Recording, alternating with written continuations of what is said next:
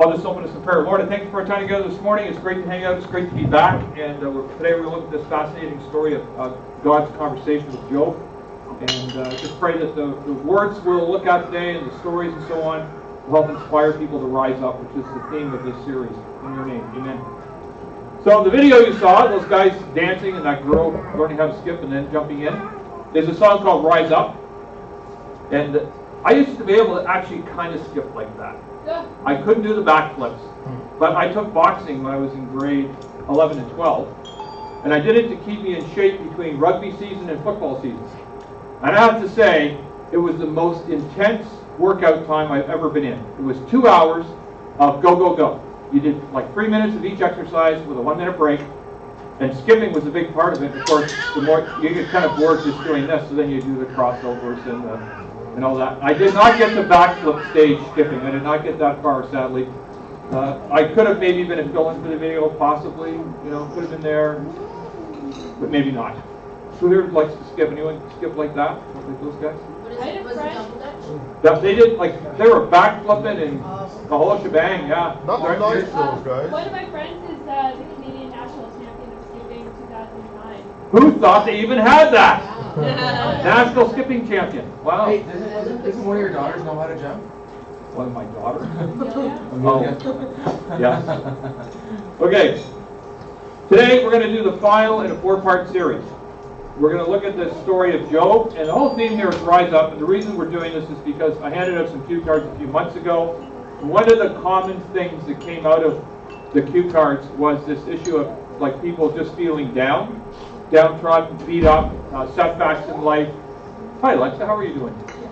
So I thought, well, what people are really crying to do is to be risen up or rise up. So that's been the theme of this 4-part series. And what we'll do today is we'll do a review of last week when I wasn't here, and in fact, a review of the whole series using video clips. And then we're going to look at a biblical perspective of what God told Job. And then we'll have a challenge time towards the end. Now, I've called this series, or this session, Job, this is what the dickens is going on here. Now, some of you may have heard this expression before. People go, what the dickens is going on here? And it actually dates back over 500 years. It was first quoted in a play, and it basically means what the devil is going on here. So Dickens is like another word for the devil. And in this story, it's kind of apropos because the whole reason Job is going through all this crap that he's going through is because the devil issued a challenge to God saying that he could break Job, which of course he doesn't do. So it's very appropriate for this particular talk we're going through. What did we cover last week, people? Anybody know? Nobody was here? Okay, I got it. What you just said. Yeah, what I just said. Okay, good. What did we cover last week? There were 3 main things. Anybody remember it? Yeah, that's right. That's all. This is Job talking to God, right? There's some things Job asked God.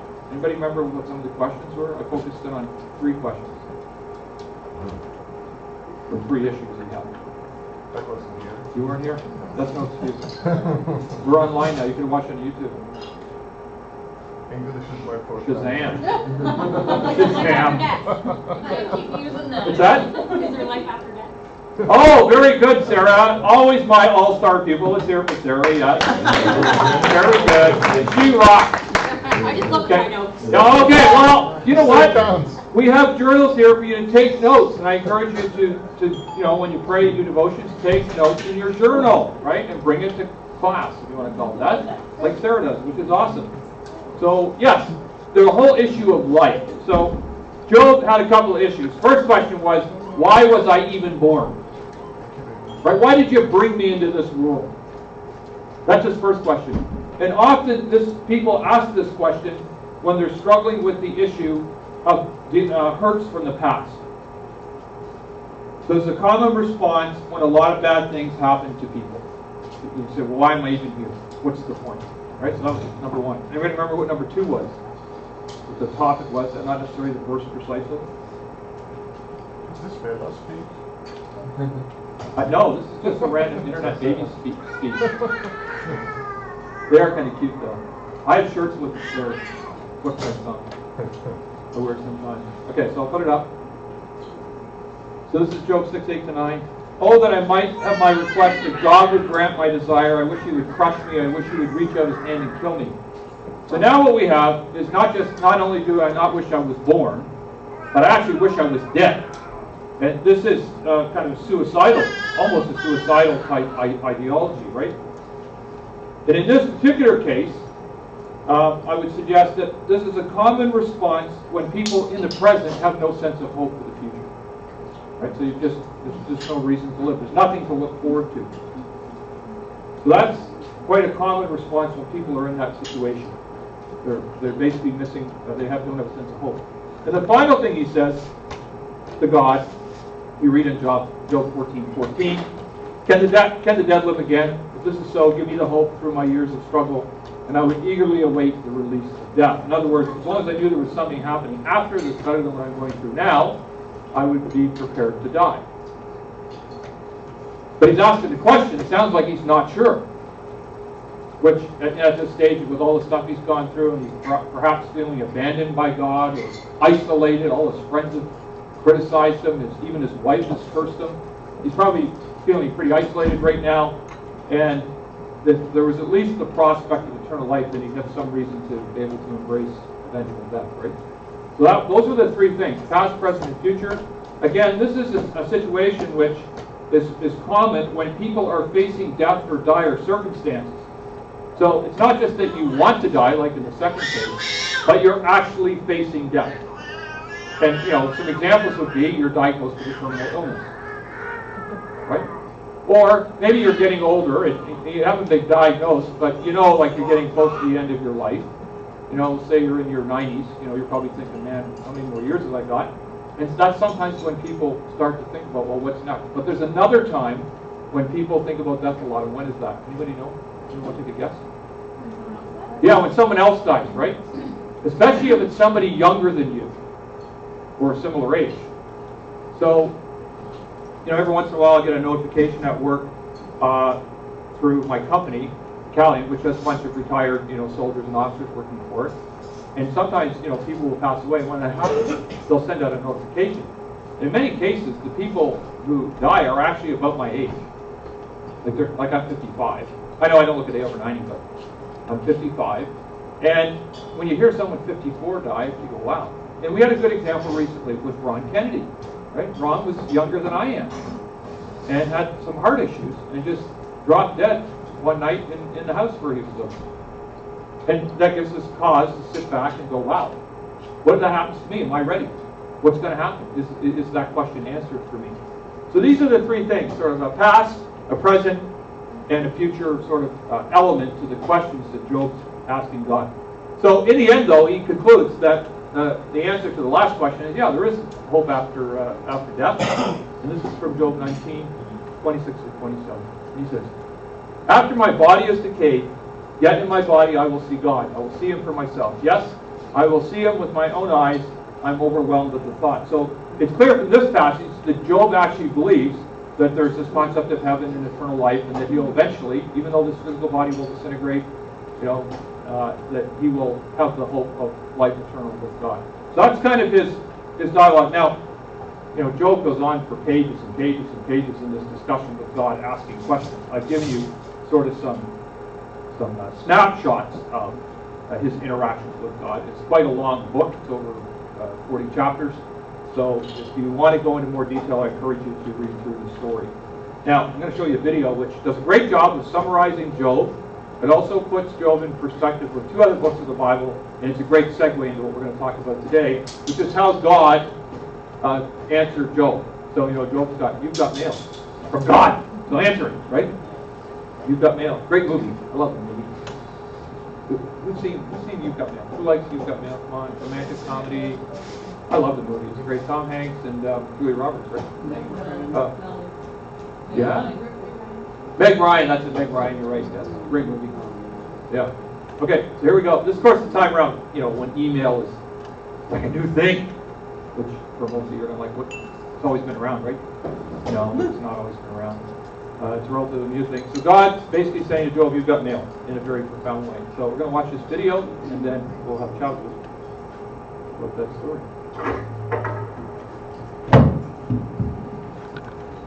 There are 3 books in the Bible known as the wisdom literature: Proverbs, Ecclesiastes, and Job. The first, Proverbs, showed us that God is wise and just. Yeah, we learned that God has ordered the world so that it's fair. The righteous are rewarded, the wicked are punished. In other words, you get what you deserve. But then we meet Ecclesiastes, who observes, well, people don't always get what they deserve. Yeah, he said the world isn't always fair, that life is unpredictable and hard to comprehend, just like smoke. And this makes you wonder, okay, well, is God wise and just? Exactly. And so it's that question that is being explored in the final book of wisdom, Job. All right, let's dive in. So Job begins with a strange story that takes place up in the heavens, which are described something like a heavenly command center. So God is there with these angelic creatures called the sons of God, and they're all there reporting for duty. And God points out this guy Job, his servant, showing how righteous and good he is. And then one of these angelic creatures approaches. He's referred to in Hebrew as the Satan. The Satan. Who is this? Well, this word is actually a title, which literally means the one who is opposed. So out of this whole crew, he is the one questioning how God is running the world. And he proposes that Job might not actually love God, that he's only a good person because God rewards him. If God were to take away all of the good things he gave to Job, then we would see his true colors. So he thinks Job is just working the system? And that's exactly right. Maybe he's obeying just to get what he wants. So God agrees to this experiment and allows the Satan to inflict suffering on Job. And Job loses everyone and everything that he cares about. It is devastating. And remember, he deserves none of this. God himself said so. The remarkable thing is that in the midst of all this suffering, Job still praises God. At least for chapters 1 and 2. But then in chapter 3, we find out how he's really feeling inside. He unleashes this poem that reveals his devastation. It's a long, elaborate curse on the day that he was born. After this, some of Job's friends come to visit him to offer their help. And all of them are like, Job, you must have done something horribly wrong to deserve this. After all, we know God is just, and we know the world is ordered by God's justice and fairness, so you must be getting what you deserve. And for the next 34 chapters, the friends and Job go back and forth in very dense Hebrew poetry. His friends keep speculating about why God might have sent such suffering, and they even start making up lists of hypothetical sins that Job must have committed. But after each accusation, Job defends his innocence. And Job is innocent. He is. He's also on an emotional roller coaster. At some moments, he's very confident that God is still wise and just. Yeah, in other moments, he's doubting God's goodness. He even comes to accuse God of being reckless, unfair, and corrupt. So by the end of the dialogue, Job demands that God come and explain himself in person. And God does so. He comes in the form of a great storm cloud. Now, God doesn't give Job a direct answer. He doesn't tell Job about the conversation with the Satan. Yeah, he does something very different. He takes Job on a virtual tour of the universe. He shows Job how grand the world is, and he asks him if he's even capable of running it or understanding it, just for a day. He shows Job how much detail there is in the world, things that we might see every day, but really don't understand at all. But God does. He knows it all intimately. He pays attention to the beauty and operations of the universe in ways that we haven't even imagined and in places that we will never see. Then to conclude, God shows Job 2 wondrous beasts and brags about how great they are. Yeah, they are dangerous. I mean, they would kill you without even thinking about it. And God says they're not evil. They're actually a part of his good world. And then that's it. That's God's whole defense. It's kind of weird. I mean, what was this all about? It seems to be this. From Job's point of view, it looks like God is not just. But God's perspective is infinitely bigger. He's dynamically interacting with a whole universe of complexity when he makes decisions. And this is what God calls his wisdom. So Job asking God to defend himself is actually kind of absurd. he couldn't comprehend this kind of complexity even if he wanted to. So, where does this leave us? Well, it leaves Job in a place of humility. He never learned why he suffered, and yet he's able to live in peace and in the fear of the Lord. But that's not where the book ends. Because after this, God restores to Job double everything he had lost. And this, again, is surprising. I mean, is this a reward? Is God saying, congratulations, Job, you passed this elaborate test? No, I mean, the whole book just made the point that Job losing everything was not a punishment, and so not getting it back isn't a reward. So why does he get it back? Well, apparently, God, in his wisdom, decided to give Job a gift. We don't know why. But what we do know is that Job is now the kind of person who, no matter what comes, good or bad, he can trust God's wisdom. And that's the book of Job, and the end of our wisdom series. These biblical books of wisdom are amazing. Each one offers a unique perspective on the good life, and you need to hear all of them together as you learn to live with wisdom and in the fear of the Lord. Hey, Right, so that's the Bible Project video, and if you want to watch the other two, just go to YouTube, Google, or enter Bible Project, and then you can put in the other two books if you want, or rewatch that one. So this one is good because it's succinctly summarized sort of the story that we've had up till this stage, which includes Job's initial setbacks, then Job's interactions with his friends, so-called friends, and then Job's crying out to God for some answers. And it also now gives us a bit of segue into what God told him. Now, they very quickly covered it. We're going to go in a little more detail on that today. Before we do that, though, I want to ask you a question. How many of you have been in a really terrifying weather event like you see pictured on the screen? Anyone ever been in? Ice storm. Okay, ice storm. Yeah, very good. Carol Ann? Oh man, I was at Salem with I mean, within minutes. It was like 2 meters on the lake. Oh, okay. Yep. Yep. Very good. Yeah. Anybody else? What's that? 2 earthquakes. Oh, 2 earthquakes. Where, Paul? No way. And here you are. Used up 2 of your 9 lives. Yeah. Okay, good. Okay, thanks. So all of these weather events that you've experienced, they can be quite terrifying. When we lived in Petawawa, one day we were having a barbecue in our backyard. We had a bunch of people over in my unit. And as we're having the barbecue, it started to cloud over. And then we looked out, we saw this funnel, kind of like that, but much narrower, whipping around off like in downtown Petawawa. We're like, that looks like a tornado.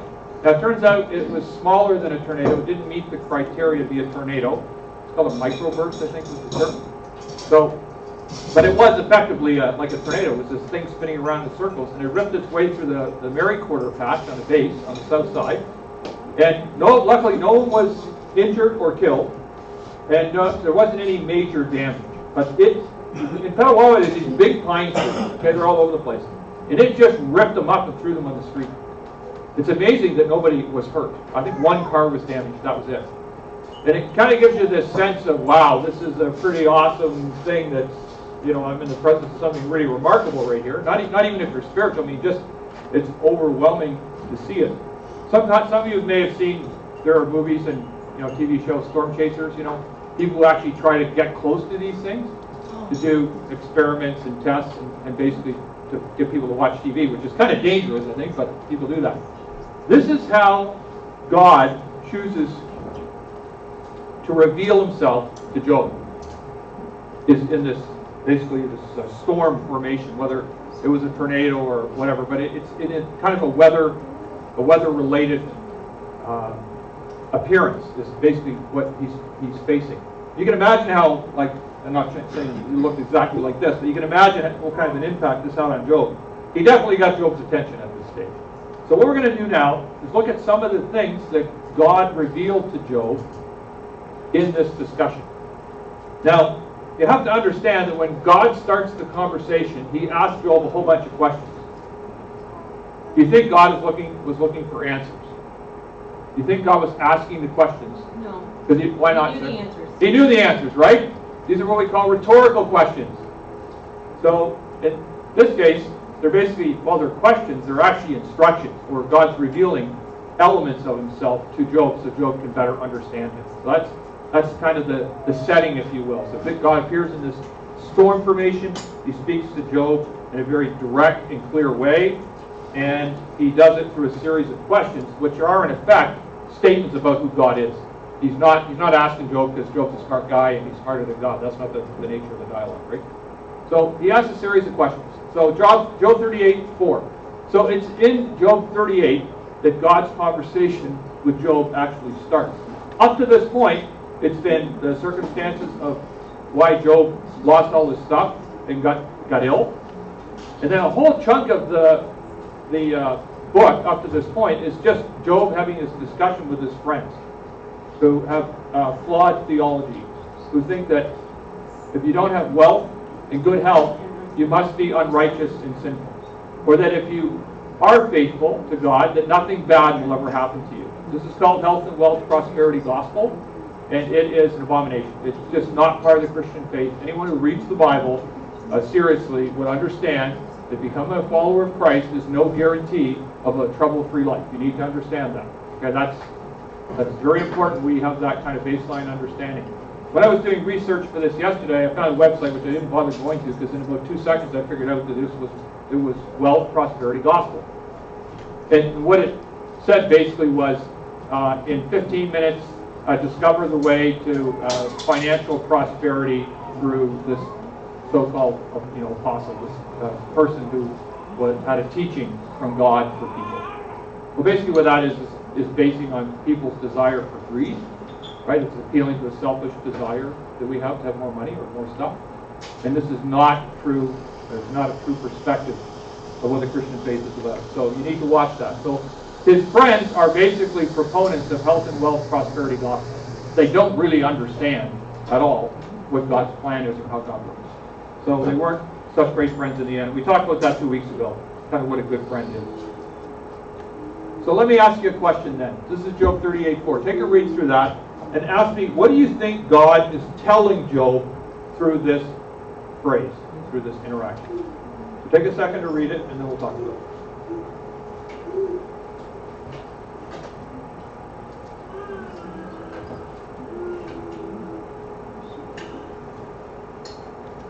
Right, so he says, where were you when I laid the foundations of the earth? Tell me if you know so much. What is he actually saying here? To Job about himself. Yep, Jeremy. He's saying to Job, he's saying, he's basically saying, you don't know what I have planned here. You don't know what has transpired here. Yep. I've been around since the beginning of time. Okay, so there's an important thing, right? He's talking about his timelessness.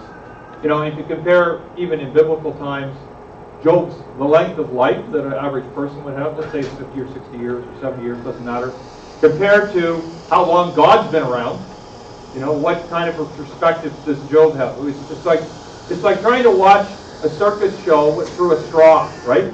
Like all you see is that little tiny field of vision. And that's kind of what God is saying here to Job. You only have a small slice of time. I've been here since the foundations of the earth were laid. So that's good. Thanks for that. That's great. So there's a creative piece here, right? And then there's the timelessness piece. What else? What else is he saying here about himself?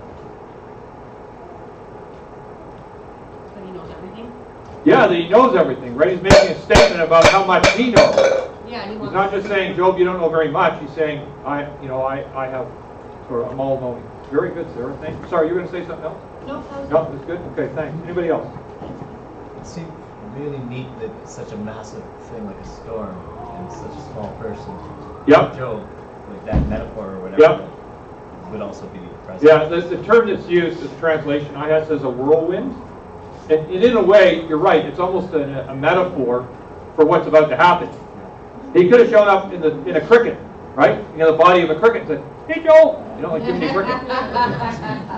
Right, but that's not what he did. Okay? He could have shown up as another guy, but he already had 3 of his friends show up, and they were no help or 4, right? But no, he comes in an unequivocal, dynamic, dwarfing presence. It was very good, Paul. Yeah, well done on that one. Good point. I had not thought of that. That's a great point to bring up. Yeah. Anybody else? Well, his friends were all talking about God's wisdom and the order of things. Yeah. And so the first question I have with that is like, were you there at creation, or Yeah. where the created order started? Yeah. And the obvious answer is no. So Yeah. it's like, so how can you even debate my order Yeah. when you weren't there when I started? Sure. Put it in place? Yeah. No, I get a much simpler, like a real analogy. I mean, I totally agree with Mike's point. So, some people might come to me and say, "Well, Steve, I've been coming to Cafe for a couple of weeks, and I think you need to change this, this, this, and this." Right? And I go, "Well, okay, well," and I'm not going to speak in a booming voice from a woman and say, "You're wrong." I'm not going to do that. But it's kind of good to get to ask around a bit and talk to some people who've been here for a while. They might tell you why, for example, we don't have a coat rack. Does anyone know why we don't have a coat rack? Laura, why do we not have a coat rack? In case your coat goes missing. Yeah, if I put a coat rack up, what am I saying? Steal my coat. Hang your coat up. Here's my coat. Yeah, and then here's my coat. It's going to go out the door, right? Because, we reach a broad range of people. We don't care what background people come from. We have people come in. We've actually caught people taking stuff out of the church before, right? I once heard someone say that there was a discussion happening between two Christians. And one of the Christians was in a church kind of like ours, and the other Christian was in a more traditional Christian church. So they're having this dialogue. And the one Christian, the one who goes to the more traditional church says, "I am so glad I'm not in a church where people steal things." And the other one says, "I am so glad I'm in a church where people steal things." Because Christ came to heal the broken, not the well, right? And people who, steal, it's a symptom of brokenness, right? It's just they're not reconciled to God yet. And that's why we're here. So that's why I don't put a coat rack on the wall. But you wouldn't know that if you hadn't been here for a while, like Laura, right? And God's saying, "You haven't been here for a while." So, stop it. So very good, Mike. Thanks for that. Yeah.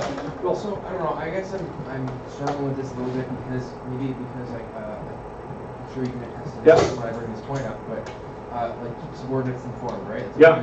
The principles of leadership, right? Yep. So why would you not keep more people informed of what's going on? Wouldn't that be a better way of helping them buy into the overall scheme of things?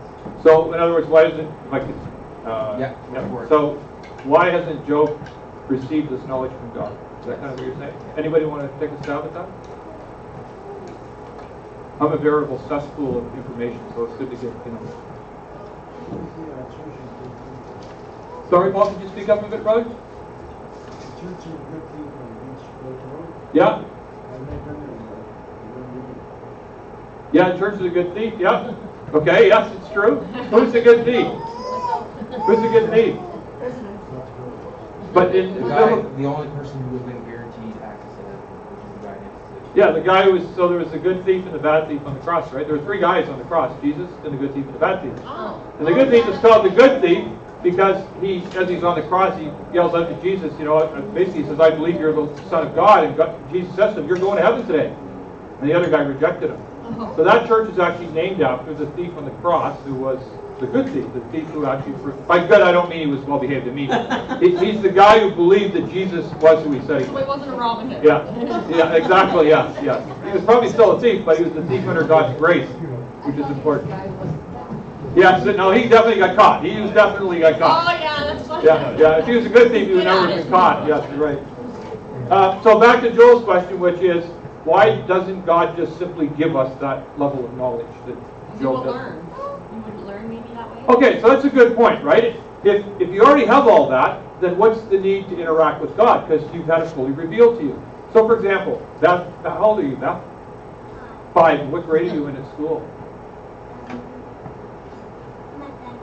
Okay, so that's senior kindergarten? Yeah. So, if she knew what she needed to know in grade 12 now, we wouldn't send her, we'd find some other thing to do, right? Like she wouldn't need her teachers and the school and her, right? She wouldn't need all that. And so from our perspective as followers of Christ, us not having that knowledge makes us need to depend on God, which is part of what he wants, right? He wants that relationship. Okay? So that's one, I think one of the reasons. Any other thoughts? Yeah, Tori. If the object of this is to test Job and giving him the knowledge to test him if possible. Right. Yeah, so there's this issue of, because the whole origin of this thing was, Job will curse you when you take that stuff away, right? That was the whole origin of this whole story. That's why it's in the Bible, we think, right? It started with that discussion with Satan. So If Job had all that information, then there would be no need for Job to trust in God, and this whole thing wouldn't happen. Yes, Sarah. This is an off-topic thing, but why did you say Satan? So Satan. So the name, it's like if I called someone a rebel. If I said, this is the rebel, this is the person who opposes everything. So in Hebrew, the word Satan, which, easily translates into Satan. That's how it's pronounced. Sounds pronounced. Oh, it Satan, is? yeah. It's supposed to be Satan. In Hebrew. So it's the person who opposes. So in this case, it's Okay, opposed to God. Yeah, no, it's a Hebrew word. It's a Hebrew Okay. word, Satan. Okay, does that make sense? Yeah. Yeah. So there's another piece to this too, which is that there's several scripture passages, which I don't have at the tip of my tongue, but I can get for you, that talk about the fact that as mere mortals, mere created beings, if we were given this knowledge, it would just be absolutely overwhelming. So we just don't have the sort of the emotional and intellectual and other capacity to handle it. But I think the big one is that God created us to need Him. And one of the ways we need Him is like through trust and relationship and seeking His wisdom and interacting with Him on a regular basis. Well, if you have all that done, if in grade, senior kindergarten, you already know the grade 12 work, why do you need a grade 8 teacher? Well, you don't, right? You've already got that work covered. So that's a good question, Joel. Thank you for that. That was a good discussion. Yeah, sorry, anybody else? Yeah, go ahead. We do that all the time here. Why do we only have these 10%? Of our what, sorry? Well, the interesting thing is most people only use 10%. Yeah, most, right? Some are really like, there are exceptional ones, right? I can answer that from a psychology point of view. Go ahead. You can actually use 100% of your brain, but you are the only people who can do it are people who are having seizures. Oh, there you go. So you have this, it's like, anyone know what a governor is? What's a governor? Limits the speed of your car. Right, so Or trucks GPS. in Ontario, truck is very good, it limits the speed of your vehicle. So trucks in Ontario have to have a governor installed that allows them, I think it's 105 kilometers an hour is the maximum they're allowed to go, right? Now, when they're going down a hill, right, yeah, they're going to go whatever. But it's intentionally designed so that the truck operates more safely, right? If it was doing 150 and had a tire blowout, that might be an event you could not prevent damage from happening from. Whereas at 105 or whatever, they say, well, if you have a tire blow, you can probably, get the truck safely off the road. Hi, Steve. Hey, Billy, how you doing, fella? God bless you. Good to have you here, brother. Did you get a copy yet? I'm just waiting for it to brew, Steve. Okay, good. I Good. came this morning, Steve. I know, I see you. You're here, I man. decided that I've been messing out in the cafe church too long. And I like the lessons you teach, Steve. Good. It teaches me about survival Cool. in case of a nuclear war. Well, that I haven't covered yet. But there's a great joke which is, in the event of a nuclear incident, you should get under a table, close all the windows, and kiss your butt goodbye. Okay, that's the drill. It's pretty simple. Okay, you don't have to do much. All right. Paul here this morning? Yeah, he's over there, buddy. He's over there. No, Okay. I mean the guitar player. Oh yeah, he's sitting right in front of you. Okay, so Billy, give him a hug, and then no more guitar talk till after the service. Okay, good man. Okay, so a few things here out of this one. His timelessness, which Jeremy mentioned, is referenced here, and his creative ability, which Jeremy also referenced. His power and energy is inferred in this. He talks about laying the foundations of the earth. His wisdom and knowledge is referenced in this passage, and he makes it clear that he is God and not just a man. All those things kind of come out of this passage. Now, I got to tell you, there's a lot of passages that you would have to go through in this. I think there's over 70 questions he asked Job. And each of them you can derive different things from. So if you want a proper, holistic understanding of who God is as described by himself to Job, you got to read through the whole sort of section there, all those questions. I pulled a couple out that I thought captured most of the main ideas. So, all right, good. That was fantastic. Thanks. Okay, next one, Job 41:11. Who has given me anything that I need to pay back? Everything under heaven is mine. Who has given me anything I need to pay back? Everything under heaven is mine. What is God saying about himself here? Sorry? Conceited, okay? I'd say it was conceited if it wasn't true. He owes Job nothing. He owes Job nothing, exactly. Yeah, very good. What else? He doesn't need anything. He doesn't need anything. He's the big owner. He's running the show here. He is the manager, CEO. Yep, okay, good. In other words, he has dominion over everything, right? He's in charge of the show. Yep, what else?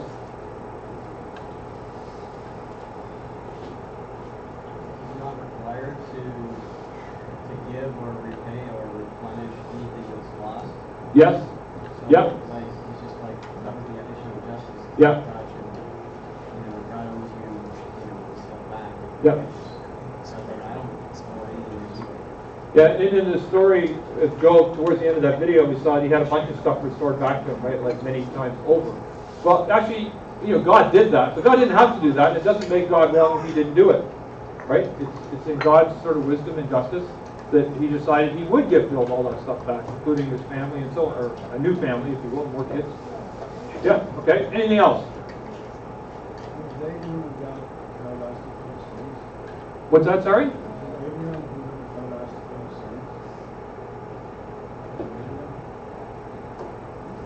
I'm taking Was it Abraham that God asked to kill? Yes.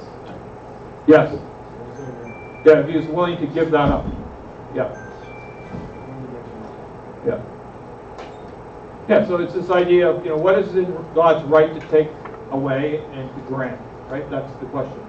Does he have a right to take stuff away and give out what he wants? That's the fundamental question. What he's saying here is, everything under heaven is mine. It's all mine. So yes, I can give it to you and I can take it away. It's like when you're a parent and you have kids, right?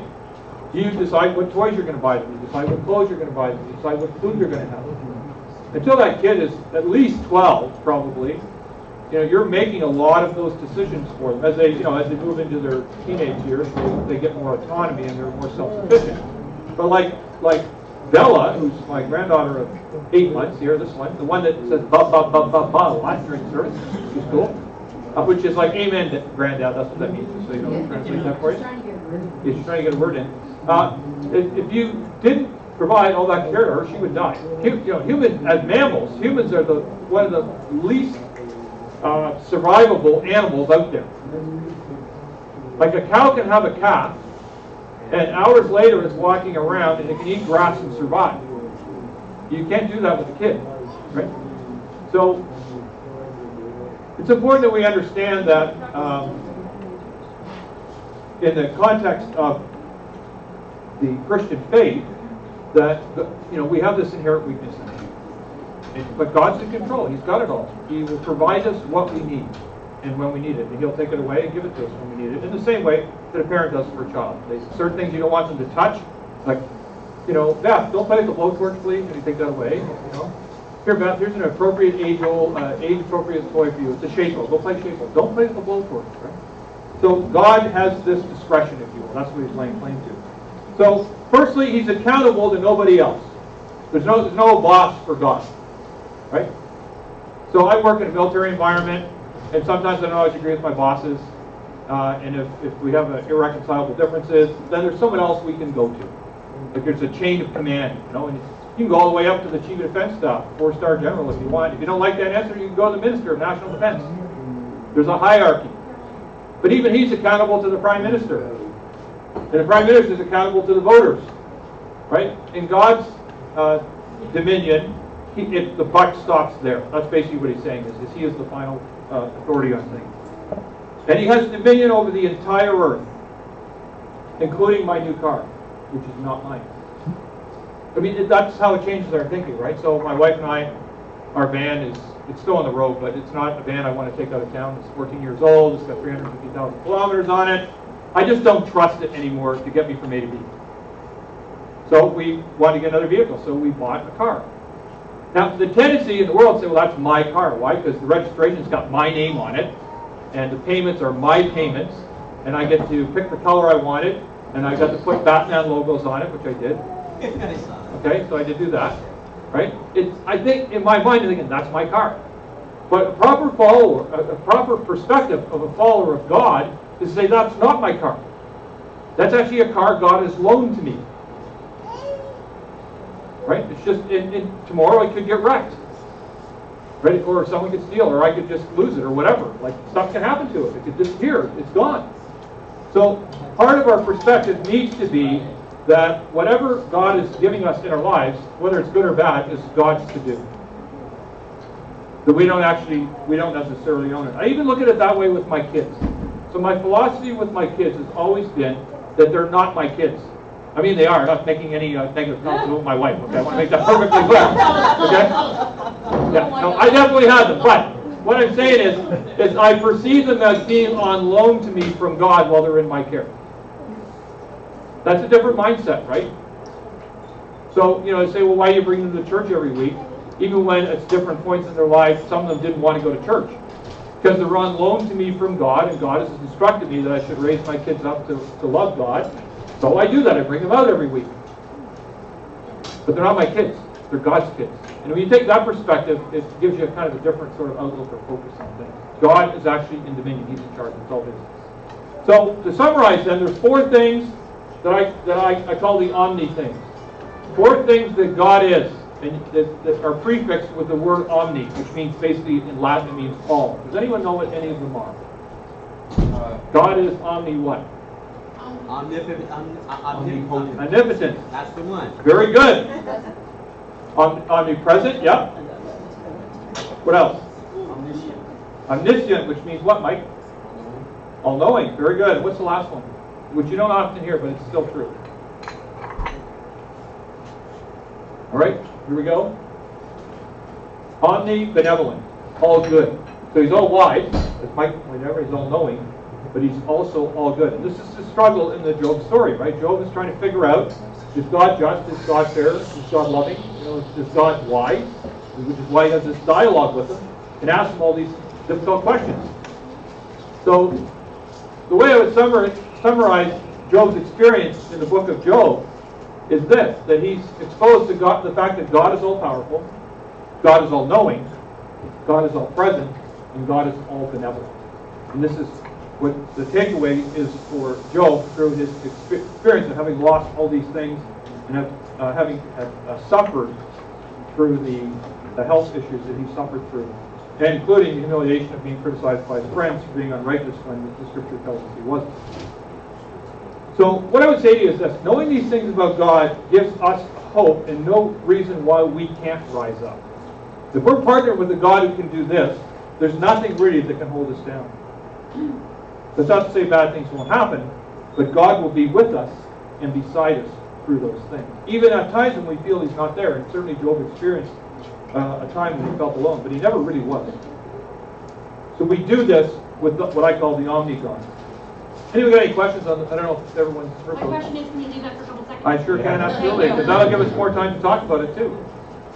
Question? Yes, fire away. So I hear a lot through people, from different people that I interact with about things like, oh, I can't believe that this would happen, or I can't believe that God will allow this to happen, or that I can't believe, stuff like that. Yes.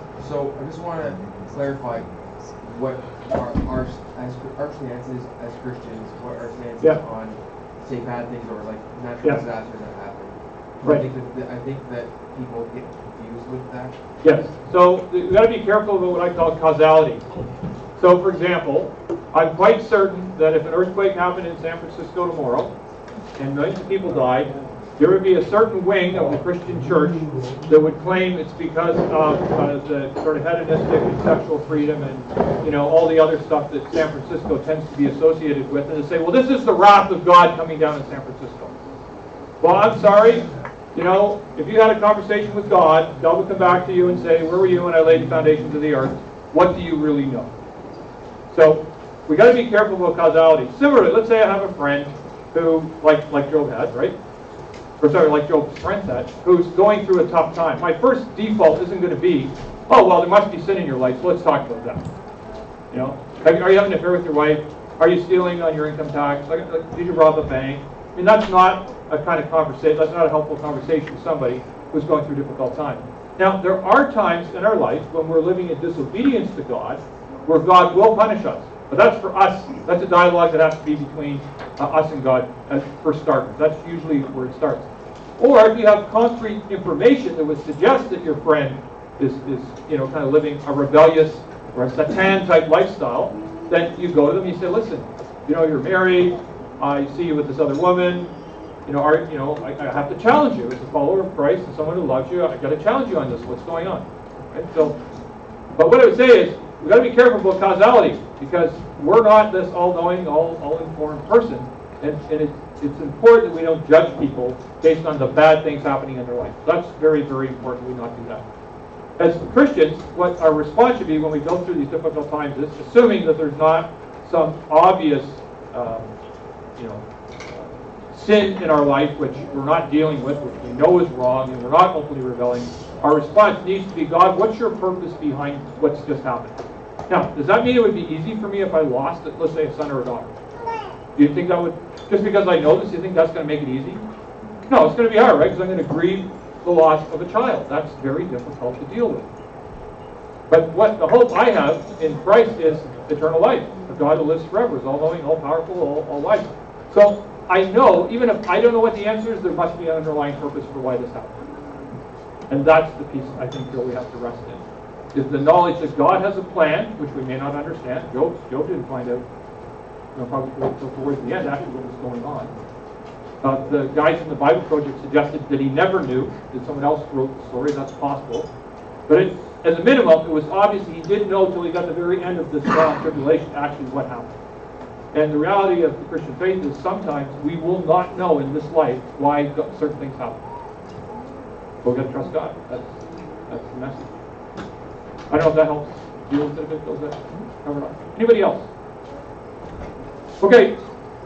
Now, Sarah's written all this down, right, Sarah? Yep. Okay, good. This is great. So, for your challenge time, if you're already, well, it doesn't matter whether you're a follower of Christ or not. If you're in the room and the topic is, or should go to Job 38, that's where this conversation picks up.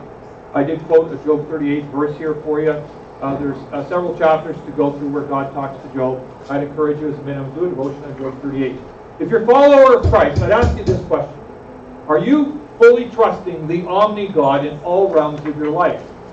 Because I think sometimes there's a temptation for us to only surrender certain parts of our life to God. Okay? Yes, Billy. I am, but there's certain times I have my doubt. Okay, so very good. There's times when you go through a period of doubt, right? Yeah.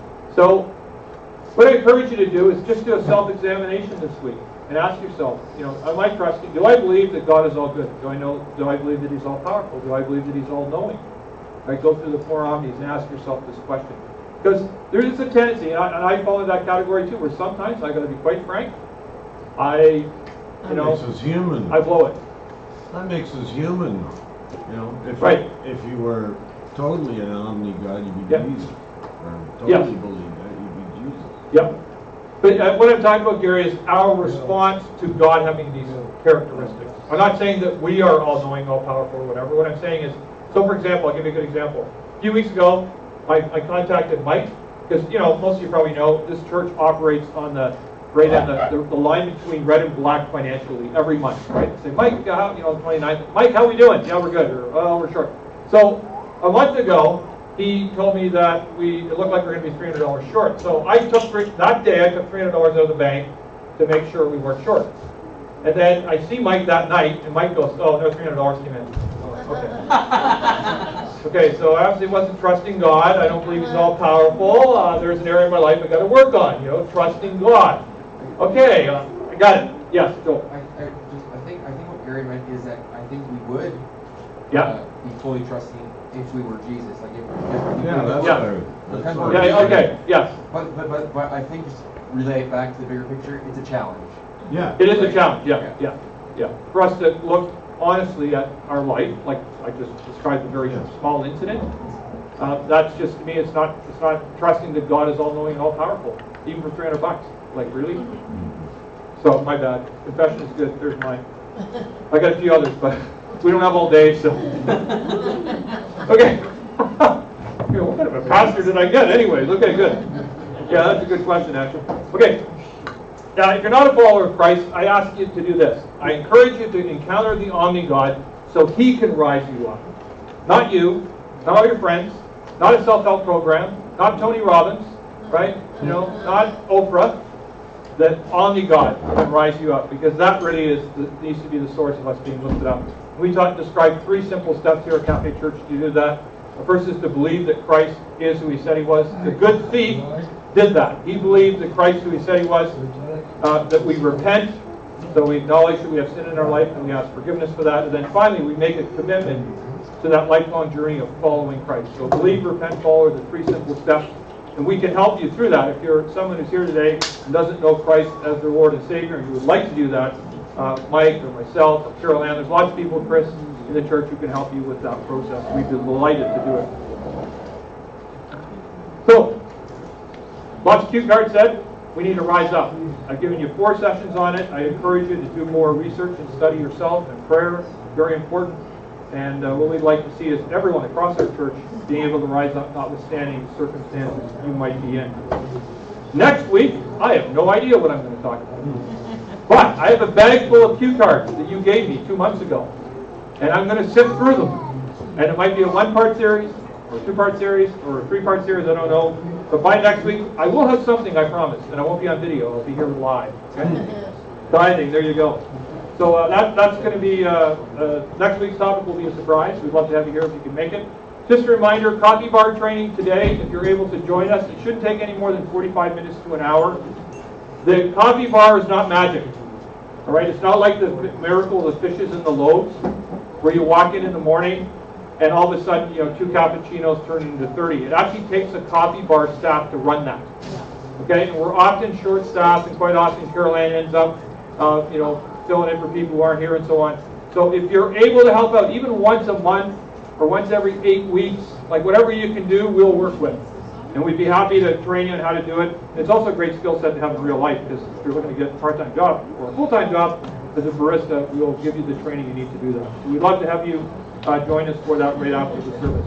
I'll close with some prayer, and we have soup on, right, Carol Ann? That was a miracle of fishes and the loaves. Where did that come from? Okay, so they told me they would drop it off, right, last night. And Chris this morning goes, Steve, where's the soup?